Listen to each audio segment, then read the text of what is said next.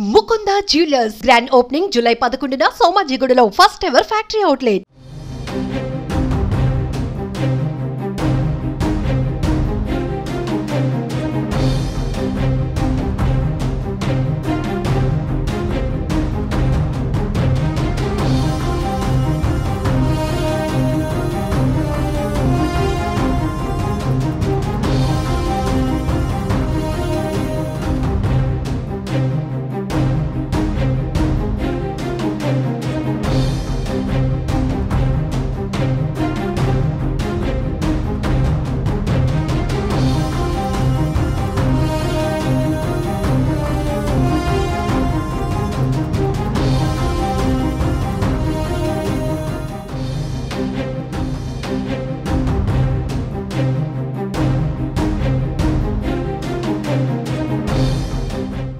AP మాజీ CM Jagan పైన కేసు నమోదైంది. ఉండి టీడీపీ ఎమ్మెల్యే రఘురామకృష్ణంరాజును కస్టోడియల్ టార్చర్ పెట్టిన ఘటనలో ఈ కేసును నమోదు చేశారు.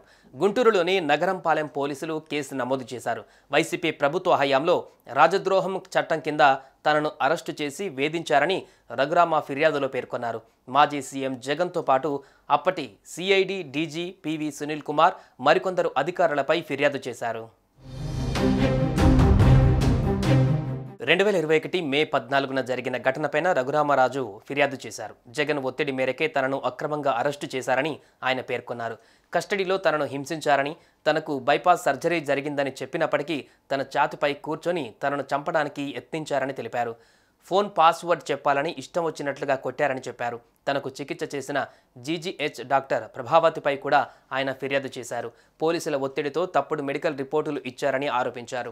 జగన్ను విమర్శిస్తే చంపుతామని సిఐడి మాజీ డీజీ సునీల్ కుమార్ బెదిరించారని చెప్పారు. A1గా సునీల్ కుమార్, A2గా ఇంటెలిజెన్స్ మాజీ డీజీ పిఎస్ఆర్ ఆంజనేయులు, A3గా మాజీ సీఎం జగన్, A4గా సిఐడి ఏఎస్పీ విజయపాల్, A5గా గుంటూరు జీజీహెచ్ మాజీ సూపరింటెండెంట్ డాక్టర్ ప్రభావతి పైన వివిధ సెక్షన్ల కింద కేసు నమోదు చేశారు. వీరితో పాటు మరికొందరి పేర్లను పోలీసులు ఎఫ్ఐఆర్లో పేర్కొన్నారు. హత్యాయత్నం, తప్పుడు నివేదికలు, భయభ్రాంతులకు గురి చేయడం తదితర అంశాలకు సంబంధించిన పలు సెక్షన్లు పెట్టారు. వీటిలో బెయిలబుల్, నాన్ బెయిలబుల్ సెక్షన్లు కూడా ఉన్నాయి.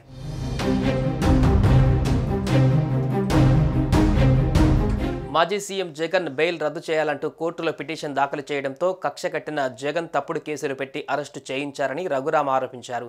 సిఆర్పీఎఫ్ భద్రతలో ఉండగానే వారిని బలవంతంగా బయటకు పంపి హైదరాబాద్ నుంచి గుంటూరు తీసుకువచ్చి తీవ్రంగా హింసించారని ఆరోపించారు. తనను హింసిస్తున్న దృశ్యాలను ఫోన్లో చిత్రీకరించి ఎవరికో పంపారని, వాటిని తాడేపల్లిలో ఉన్న వాళ్ళు వీక్షించారని రఘురామ ఆరోపించారు.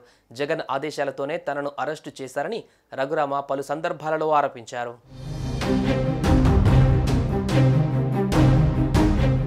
సుమన్ టీవీలో మీ పర్సనల్ అండ్ బిజినెస్ ప్రమోషన్స్ కోసం కింది నెంబర్కి కాంటాక్ట్ చేయండి.